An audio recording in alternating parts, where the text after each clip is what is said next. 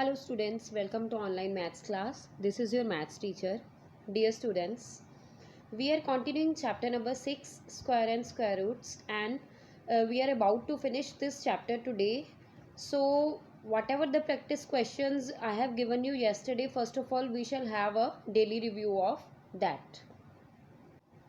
Let's begin with practice question 3, 3.2.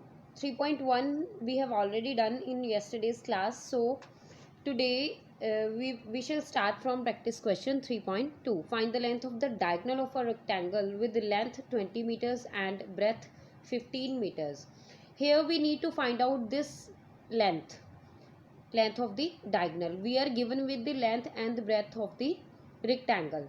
So if you will consider only this figure, this red triangle, you will be able to find out that we can apply Pythagoras theorem to this triangle and we can find out this side, because for this right angle triangle this side would be the hypotenuse. So we have applied here Pythagoras theorem, AC square equals to AD square plus DC square, and after that we have put the values of AD and DC, that are 15 meter and 20 meter, and we had taken out AC, that would be 25 meter. So length of the diagonal is 25 meter. You can pause the video and note down the solution of this question, or if you have done right you can check once. If there is any error you can correct it. Next question is, find the least number that must be added to get to 1500 to get a perfect square. Also find the square root of perfect square so obtained.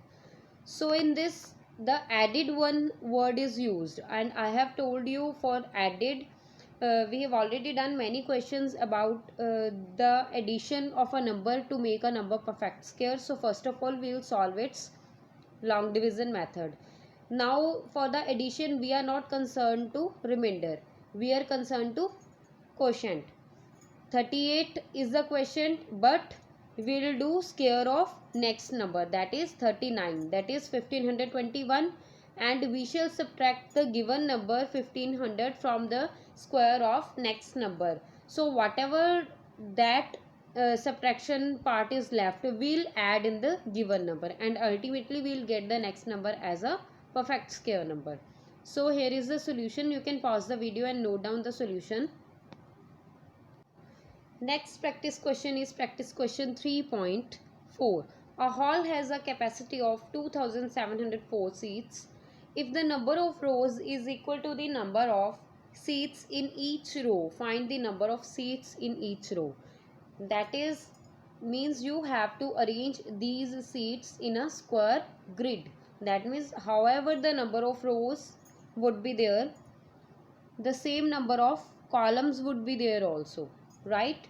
So for this you will do long division method. You can also do prime factorization and then you can take out the one member from the common pair, but you can do long division method also. We have done here long division method and we have got the quotient 52 with the remainder 0. So the 52 rows can be arranged along with the 52 columns to get that square grid in which 2704 seats can be arranged. You can pause the video and note down the solution. Next is practice question 4, which is given at SB 18 in your supplementary book. We have already completed NCERT book exercises. Only this question from this chapter is left. So let's complete it today. It is what will be the number of square units on each side of a square graph paper if the total number of square units is 256. He is saying in the question that कि अगर आपके पास 256 total square unit हैं, right, like this, अगर इस पूरी grid में ये जो स्क्वायर्स हैं 256 हैं, जैसे 1 स्क्वायर 2 स्क्वायर ऐसे 256 स्क्वायर्स हैं, तो आपको ये पता करना है कि एक साइड पे कितने स्क्वायर्स होंगे. जैसे कि ये स्क्वायर ग्रिड है तो इस साइड पे और इस साइड पे दोनों साइड्स पे सेम नंबर ऑफ स्क्वायर्स होंगे, तो obviously we will find out the square root of the number. हम इसका स्क्वायर रूट कैसे फाइंड आउट कर सकते हैं? लॉन्ग डिवीजन मेथड से भी और प्राइम फैक्टराइजेशन मेथड से भी. बट बेटा ये छोटी क्वांटिटी है, 256 है, तो हम इसे प्राइम फैक्टराइजेशन से भी कर सकते हैं with this method like 256. First of all, dividing it with 2, 2 1s are 2, 2 2s are 4, 2 8s are 16, then further 2 6s are 12, 2 4s are 8, and so on. Then you can take out one member from the pair, right? So the answer is here 16. There will be 16 square units on each side of the graph paper. तो 16 ही इस तरफ रहेंगे और 16 ही इस तरफ रहेंगे, and you will get a grid of 16 by 16. You can pause the video and note down the solution. Next practice question is practice question 4.2. 13 and 31 are a strange pair of numbers such that their squares 169 and 961 respectively are also mirror images of each other. Can you find the other such pairs? सबसे पहले बेटा आप question को समझो कि 13 और 31 ऐसा pair है जिसका हम स्केयर करते हैं तो वो नंबर्स भी उसकी मिरर इमेज बनते हैं. मिरर इमेज में क्या होता है, देखो सबसे पहले तो मैं सेंटर में एक मिरर लगा देती हूँ, ठीक है, लाइक दिस. मैंने यहाँ पे लिखा 13, तो मिरर इमेज में पहले मुझे 3 ही दिखेगा, फिर मुझे दिखेगा 1, तो 13 का मिरर इमेज क्या हो गया 31. 13 का स्केयर कितना आता है, दैट इज़ 169, और 31 का स्केयर कितना आता है 961. तो 9 फर्स्टली आ रहा है, देन 6 आ रहा है, एंड देन आपके पास क्या आ रहा है 1. दैट मीन्स ये एक स्ट्रेंज पेयर है जो खुद भी मिरर इमेज है और इसका स्क्वायर भी मिरर इमेज है. तो ऐसे ही आपको और नंबर्स फाइंड आउट करने हैं जो खुद भी मिरर इमेज हो एक दूसरे की और उनके स्क्वायर्स भी एक दूसरे की मिरर इमेज हो. तो बेटा आपके पास यहाँ पे 12 और 21 is the first example given to you. 12 square is 144 and 21 square is 441. You can see here 4 4 and then 1, and then another pair is 102 and 201. You can see its square, it is 40401, right? So this is a strange thing. You can find out many much pairs which are similar to this pattern. आप खुद भी सोच सकते हो, ज़रूरी नहीं आपको 12 और 21 और 102 and 201 ही लिखना है. You can also think about other such pairs which follow the same pattern. The last topic of this chapter is estimation of square root, which is given at SB 18 in your supplementary book concept time 14. इस topic में बेटा हम जो square roots होते हैं उनको estimate कर सकते हैं. जैसे आपके पास कोई नंबर है तो आपको ये एस्टिमेशन लगानी है कि इसका स्क्वायर रूट कौन से नंबर के नज़दीक हो सकता है. Some numbers are not perfect squares. In such situations we need to estimate their square roots. Let us see how to estimate the square root of a number. Example आपको दी हुई है. Vinay wants to mark the boundary around his school square playground with chalk powder. विनय है, उसके school में एक square playground है और विनय चाहता है कि वो उस प्लेग्राउंड के बाहर चौक से एक बाउंड्री मार्क करे ऐसे, ठीक है. The area of the playground is 250 square feet. जो एरिया है प्लेग्राउंड का वो 250 स्क्वायर फीट है. Find the approximate length marked with the chalk powder. बताओ कि वो कैसे मार्क करेगा. सबसे पहले तो बेटा आपको एरिया दे रखा है, दैट मीन्स ये इंटीरियर पोर्शन सारा जो कवर्ड हो चुका है ये दिया हुआ है आपको. तो आपको पता करना है कि उसकी साइड जो है उसका एस्टिमेशन, साइड कितनी होगी उसकी. अगर आप साइड फाइंड आउट कर सकते हो और साइड को फिर आप 4 टाइम्स प्लस कर दोगे तो आपके पास लेंथ ऑफ द लाइन आ जाएगी जो उसने अपने प्लेग्राउंड के बाहर लगाई होगी. अब 250 है हमारे पास. 250 का हमने स्क्वायर रूट फाइंड आउट करना है. We need to find out the square root of 250. तो आपको इस केस में बिल्कुल क्लियर होना चाहिए कि आपको स्क्वायर नंबर्स आने चाहिए. मैंने चैप्टर की स्टार्टिंग में ही सब बच्चों को बोला था कि you must learn the squares from 1 square to 30 square. 1 square is 1, 30 square is 900. इतने स्क्वायर्स तो आपको कम से कम टिप्स पे होने चाहिए, राइट. तो आप जज कर सकते हो. जैसे यहाँ पे तो स्टेप्स भी दिए हुए हैं, एक बार हम इन्हें पढ़ भी लेते हैं. Identify 2 square numbers between the given number lies. अब आप ये फाइंड आउट करोगे 250 जो है वो कौन से दो नंबर्स के बीच लाई करता है जो स्केयर नंबर्स है, जैसे 10 का स्केयर 100 और 20 का स्केयर 400। अब 250 इनके बीच लाई करता है, दैट मीन्स वो नंबर 10 और 20 के बीच लाई कर रहा होगा। अब 10 और 20 के बीच तो 9 नंबर्स 10 नंबर्स लाई करते हैं, तो हम कैसे जज कर पाएंगे। Next step is find the closest perfect square in the range. अब आपको पता करना है कि क्लोजेस्ट परफेक्ट स्केयर कौन सा है। For that find the approximate square root by choosing the closest value. अब 12 का स्केयर है, 13 का है, 14 का है, 15 का है। 15 का स्केयर कितना आ जाता है 225, राइट। दैट मीन्स 250 जो है वो 225 के नज़दीक है। और 16 का स्केयर कितना बनता है 256, that is more than 250 and 225 is less than 250। That means जो उसके प्लेग्राउंड की लेंथ आ रही है वो 15 और 16 के बीच लाई कर रही है।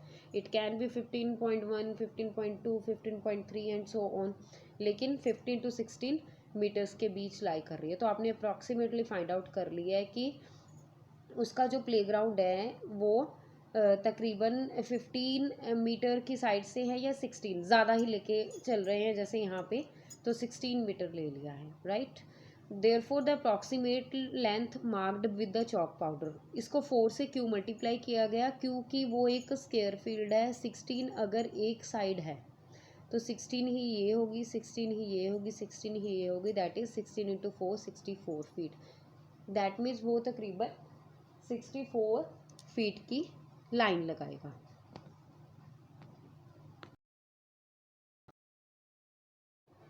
So students, today you have to complete practice question 3 and practice question 4 in your fair notebook. Also you have to try the questions which are given in try these,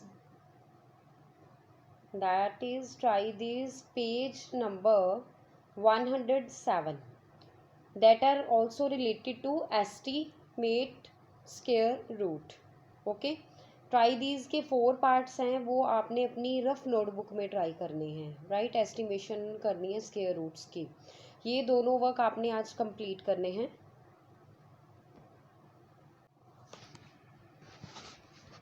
let's start a next topic, that is chapter number 7 cube and cube roots, which is given at SB 19 in your supplementary book and in your NCERT book. The page number is that is 109। तो बेटा यहाँ पे सबसे पहले आप देख सकते हो कि आपको NCERT लीड मैपिंग दी हुई है।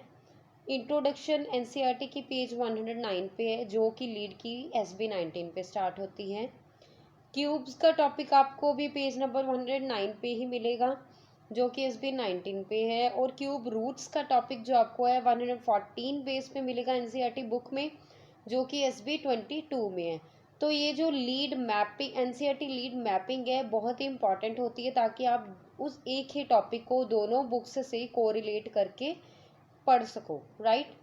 सो continuing further, let's come to concept time 15। First of all हम ये पढ़ेंगे कि क्यूब क्या होता है।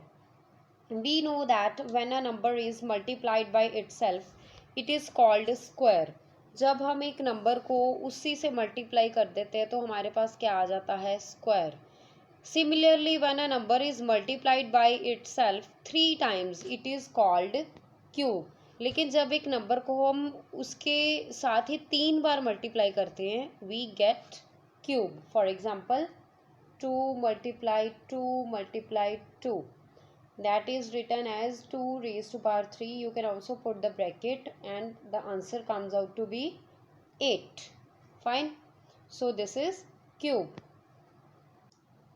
Let's understand this with more examples. What do you see in the given pattern? आप नीचे दिए पैटर्न में क्या ऑब्जर्व कर रहे हो? You have 10 seconds. 10, 9, 8, 7, 6, 5, 4, 3, 2, 1. So what have you observed? We have observed that each number is represented using blocks of one unit. हर एक number को एक एक ब्लॉक करके यूज किया गया है.